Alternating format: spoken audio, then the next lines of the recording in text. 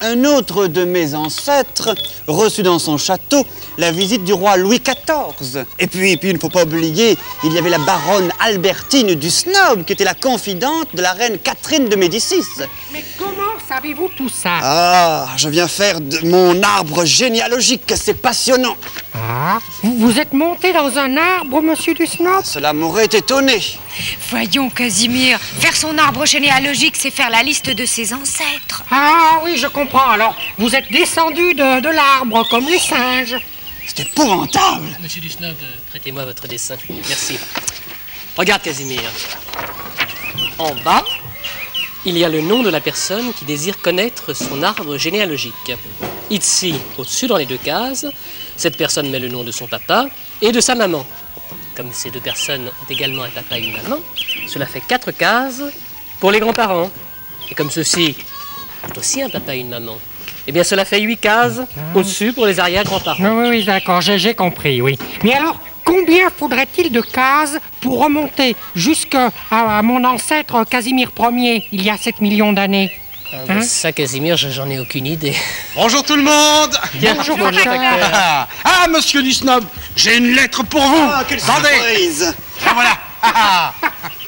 Pourquoi ricanes-tu? Moi, pour rien. Alors laisse-moi lire, je te prie. Pardonnez-moi, mes amis. Voyons cela.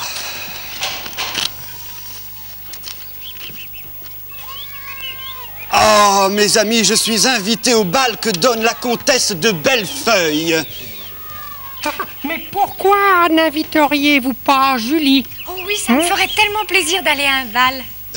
Malheureusement, cher ami, ce bal est réservé aux gens de vieille noblesse. Ça ne m'étonne pas. Que veux-tu insinuer, Casimir? Écoutez, Casimir, écoutez, agaçant, mon vieux. attendez-moi une seconde, hein. Vous allez comprendre. La machine à explorer le temps. Oh, pour sûr, il nous réserve une surprise. Voilà. Grâce à ma machine à explorer le temps, j'ai découvert des choses étonnantes. Je vous propose donc de venir avec moi un jour de l'an 1483.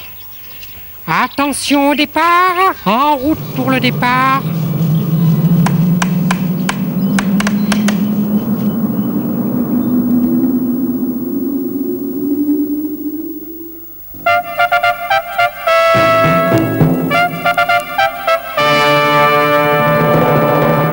Approche maintenant. Monseigneur Émile, l'archevêque, va te lire l'acte d'accusation. Monseigneur. Nous, Émile, archevêque de l'île aux enfants, accusons le manant Snob d'avoir voulu faire précéder son nom de la particule du, afin de se faire appeler du Snob, usurpant ainsi un titre de noblesse. Ne savais-tu point, Manon, que tu insultais ainsi les grands de notre île? Ah bon? J'en savais rien du tout. Parce que par chez nous, une insulte, c'est plutôt du genre fleur de navet ou betterave à gorer. Oh mon roi, tant de naïveté ne peut vous inciter qu'à un verdict de clémence. Je ne peux rien vous refuser, princesse Julie. Tu seras coupée en deux. In duo bonum decisionem. Si j'aurais su, j'aurais pas venu. On ne commande pas les décisions du grand roi Casimir. Tu seras coupé en 4. In quattro excellente decisionem. Monseigneur Émile, cessez de tout commenter en latin, cela m'agace. Que votre majesté me pardonne. Bon, où en étais-je? Ah oui, tu seras coupé en 8. Ah, je voudrais pas vous offenser, mais on en était à 4. Il dit vrai, ô mon roi, et dans votre grande bonté, ne pourriez-vous pas adoucir encore un peu sa peine? Mais enfin en 4, ce n'est pas excessif. Ô grand roi, je joins mes prières à celles de la douce princesse Julie. Soyez magnanime, roi Casimir. La postérité vous en sera gré. Oh, si les troubadours se mêlent de rendre la justice maintenant, où allons-nous? Bon, tu seras coupé en deux, n'en parlons plus. Ah bah je suis bien content. Mais sans vouloir vous le déranger, je peux pas faire encore un petit effort. En deux. La clémence. La postérité. Bon, terminons cette affaire. Monseigneur, prenez note. Le manant snob aura le droit de porter le titre de du snob à condition qu'il n'oublie jamais qu'il doit cette faveur à la bonté du grand, du bon, du généreux roi Casimir 8234e du nom. Voilà. Vous cachetez ce pli et vous le porterez au conseil de l'île.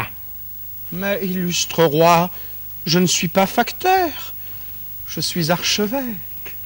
Oh, mais c'est vrai. Pour sûr, où avais-je la tête?